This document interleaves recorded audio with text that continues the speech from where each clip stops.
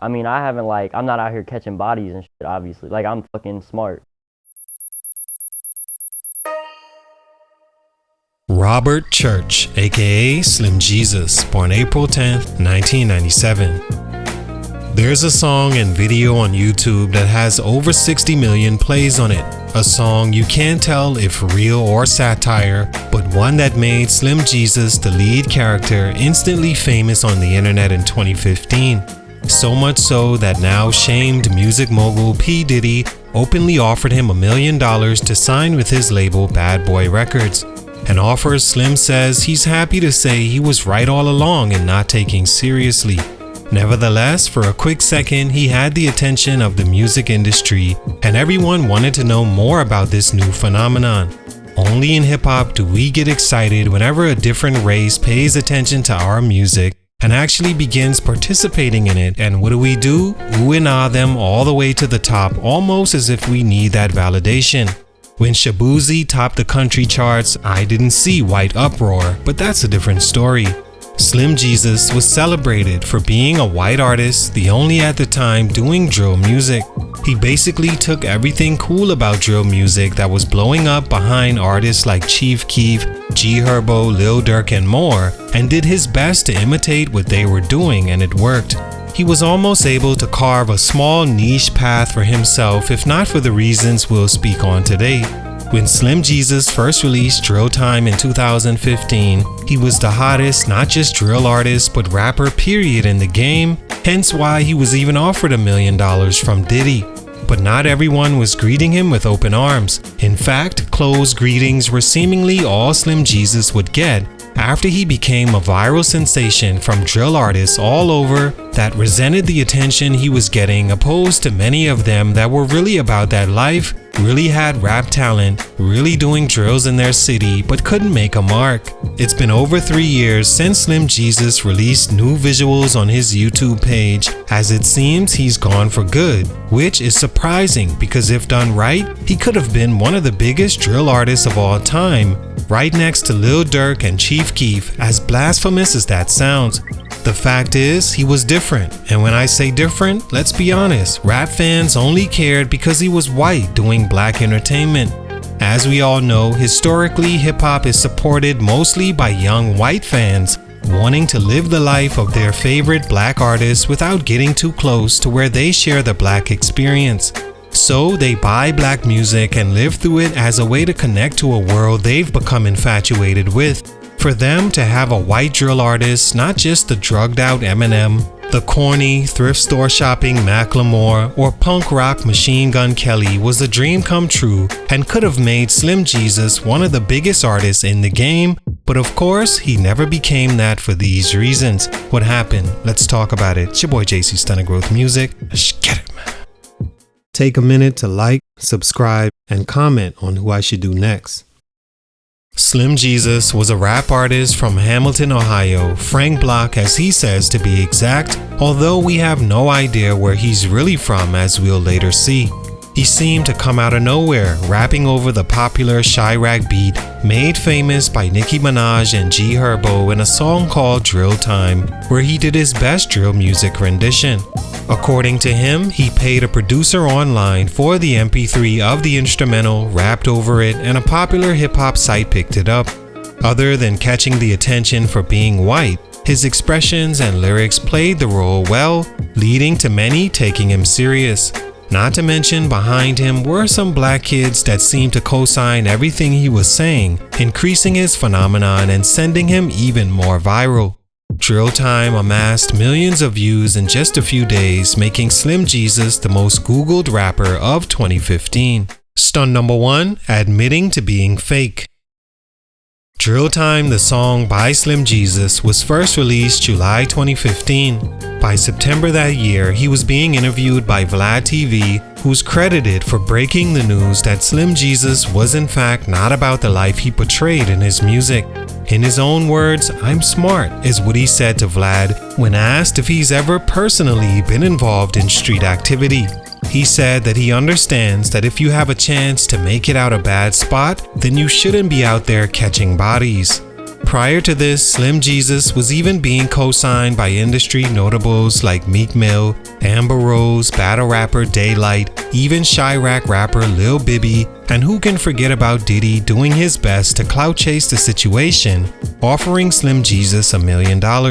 He was well in position to capitalize on that deal or one in the same ballpark until he did the interview with Vlad TV. Watching the interview back now, I understand completely what Slim is saying and what he's trying to convey, which is not too much different than any other rapper we know are out here rapping lyrics about killing people, and none of them have not one body. Of course, you had your King Vons and lower level Chicago rappers, or rappers from other places that have done the things they rap about, but look where that's gotten them. Slim Jesus was admitting to not being about that life at all, or at least that's what he said to Vlad TV, and he caught a lot of flack for it. That interview by itself killed his career more than anything, because at that point, his haters were looking for any straw they could grab on to discredit him and slow his rise, where even Chicago rappers were doing songs with him and embracing him on the music side. But admitting to being a fraud was just enough for him to lose the steam he had built up to that point, and since then it's been a sharp decline to his career. One comment said even his Sprite clean, that summed up Slim Jesus completely. Stunt number 2, continuously being tried. I'm the real G. Hey, tell the ass who the real G is. Tell the ass who the real G is. During the Vlad TV interview, you could tell Slim Jesus was fully believing in the hype, as a hint of arrogance could be felt every time he sipped that clean Sprite, and that arrogance would be tested again and again as soon as he left that interview and began showing himself in the music streets. Now knowing that he wasn't in fact about that life at all, everyone took turns trying him wherever he went, but that wasn't the problem. The problem was he never fought back, and that did more damage than anything. In Toronto, he'd have his mic snatched from him live on stage, and all he did was stood there laughing off the situation as if the high road was something he could take. In rap, it doesn't matter if what you're saying is true or not. You, under no circumstance as a man first, allow yourself to be disrespected. That situation led to him being pressed over and over until he literally had to stop doing live shows or showing up to places he wasn't welcomed. Even when he was, local artists would take that opportunity to expose him for being what he himself already said he was, which was a satire rapper imitating music and rappers he liked to listen to. Problem is, that won't fly for very long in urban culture, because you have guys that actually go through the struggle for real who don't and didn't take kindly to a white artist from the suburbs representing a struggle he knows nothing about. It started to be a regular thing to press Slim Jesus, and honestly, him bowing out of live shows and being outside was the best move he could have made, because at some point some local artist would have really hurt Slim Jesus, if nothing else, just to get the clout from it on the internet. In none of the incidences was he physically harmed, but that was likely soon to change. Stunt number 3, no real music talent. Other than the shock a white rapper who looks like a cartoon character was seriously attempting to become a drill music star, Slim Jesus didn't have enough of anything else that could have gave him some sort of longevity. His personality always came off as entitled or dismissive, where he had no real charisma around other people, like other white rappers, for example Jack Harlow or Machine Gun Kelly, the real Slim Shady, or even the new Slim Jesus Lil Mabu, who's successfully doing drill music as a white guy today. Maybe that's another growth stunt for Slim Jesus, that he actually came up in a time drill music was still on the rise, opposed to now where drill music has been gentrified so much that no one is paying attention to all the different variations of Chicago drill, making it to where it isn't being taken so seriously and you had to be authentic to do it. Lil Mabu isn't being pressed today because who really cares anymore? All the guys that would care and did care when Slim Jesus did it are now grown and have made their way in drill music already. Mabu also comes off as much more likable and embracing of other drill rappers, whereas Slim Jesus didn't have the personality nor talent to be tolerated. His rhymes are nursery at best and all sound like something you've heard 1,000 times before. All in all, Slim Jesus had the glow at one point for about 3 months.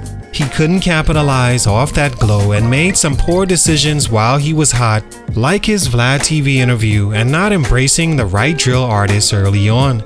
He thought he was just doing music. He thought he wanted to be black. Well, as Paul Mooney would say, he got his nigga wake up call and hasn't been the same since.